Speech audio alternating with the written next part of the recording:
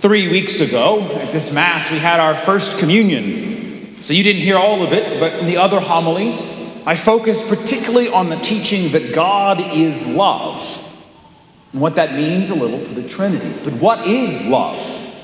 Love is to will the good of the other. And if you remember nothing else from my time here, remember that. Love is to will the good of the other. And if God is love, this means that God's very existence is to will the good of the other.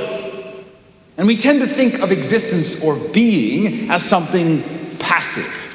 If you called me up and asked me, "What are you doing?" and my answer was existing, you'd probably think, he's doing nothing. And you'd be mostly right. But it's not true of God. His existence is the purest form of activity, the very source of all activity. So when I say God's existence is love, I mean it is love in the fullest sense of actively willing the good of the other. And we have to be careful about this, because I think a lot of people tend to imagine that before creation, God was all by himself doing nothing. And then he created and had a reason to be active. But that's a worldly, fleshly way of seeing things. God is not more active now than he was before. Our existence does not make God more perfect or more active. He was, has always been, and always will be perfectly and completely active in love. We, as much as it might shock us, are lagniappe. This is why it should amaze us that, first of all, we get to know anything about the inner life of God as Trinity, and secondly, that this loving Trinity is so eager to save us and lift us up into his love. And as we celebrate this Trinity Sunday, this teaching on love and existence is important. The Trinity is the most central mystery of the faith because it's God himself. And it always remains a mystery beyond our complete understanding. If you think you understand the Trinity, you've got it wrong. One God, three divine persons, each fully the one God. It's not three masks, it's not three modes, it's not three entities. One God, three divine persons. And we can grasp at this in imperfect ways, but it always remains an act of faith. A choice to trust the words and teaching of a God who is fundamentally beyond our comprehension. And the revelation that God is love does give us a direction, a way to kind of sort of grasp this mystery without fully understanding it. That the Father, the Son, and the Holy Spirit perpetually will the good of the other, of each other. The Father, who is fully God, wills the good of the Son so much that the Son is fully and completely God. And they both will the good of the Holy Spirit so much that the Holy Spirit is fully and completely God. No division, but a real distinction and a real active exchange of love so perfect they are one God. What does that mean for us? Well, sometimes the point of a homily isn't a practical life lesson. Sometimes it's just to give you something to wonder at, to be in awe of. A very important part of our faith is simply marveling at God's goodness and beauty, praising it, pondering the mystery, being humbly grateful for it, and inspired in the deepest sense of having the Spirit come into us and fill us with this experience of God's greatness and love. So yes, take some of these ideas about the one God and three divine persons and the activity of God being love, and let it broaden your mind and inflame your faith. Of course, the unity of the Trinity in love does also serve to guide our actions. I focused on one key form of that last week: obedience. In particular, I reminded you that a relationship to the Holy Spirit requires us to listen to him. And that listening to the Holy Spirit starts by listening to the church in whom he speaks. And this obedience to the Holy Spirit in and through the church is important because what unites us is the church. Unity between us in and through the church is rooted in the Trinity itself. You and I will never be one human being in 10 billion persons, the same way that God is one God and three divine persons. But there is nonetheless a real comparison here.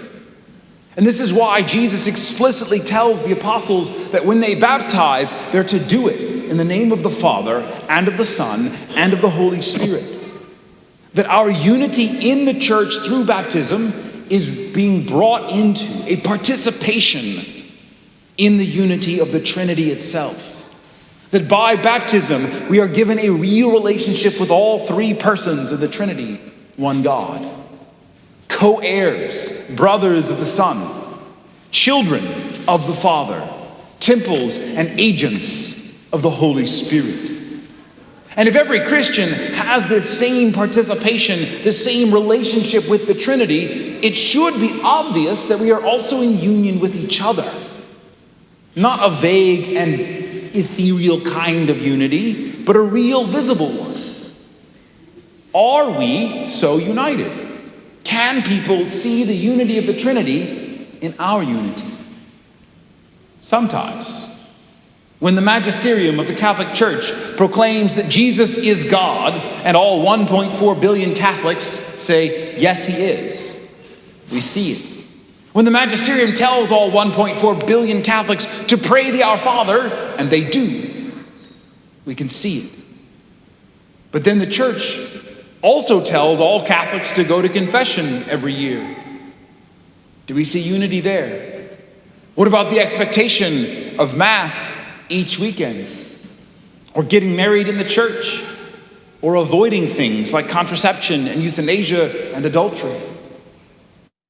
Our unity may be real, but it's also imperfect to the extent that we disobey God in his church. When we take to ourselves the authority to reject the church's teaching on sin, when we assume that we get to decide for ourselves what Mass should look like, when we arrogate to ourselves the power to judge souls eternally, we are directly contradicting the source of our own existence and unity. To be human is to be in God's image, the image of a God who is a perfect union of three persons. To be a baptized Christian in the name of the Father and the Son and the Holy Spirit is to proclaim that we reflect God's union to the world.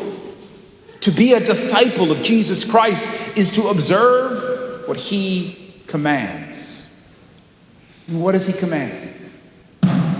To love, to will the good of the other. Not to wish for it in a passive way, and not to control and guarantee it as if we could in the first place, but to will it, to choose it, and what is good for every other person. The same thing that is good for the persons of the Trinity. Union with God. The divine persons literally are one God. They are so united. And we participate in that union with God through union with the church. So how on earth can I give someone what is good, union with God, if I myself do not have it? If I am actively and continuously choosing to break the unity of the church by my sins, by my arrogant falsehoods, by my disobedience, how can I help anyone else share in the unity that I spurn? God is patient and merciful, and the union is imperfect and gradual. Do not fret at your disunity, but do not settle for it either. God has given us a glimpse of the very source of all existence, an eternal exchange of infinite love between the divine persons. So we look upon that mystery and we should be awed. Look on that mystery and know that you don't just get to see it or think about it, you get to be part of it. And you don't just get to be part of it, you get to be the one who helps others become part of it. All you have to do is believe it, live it, and share it.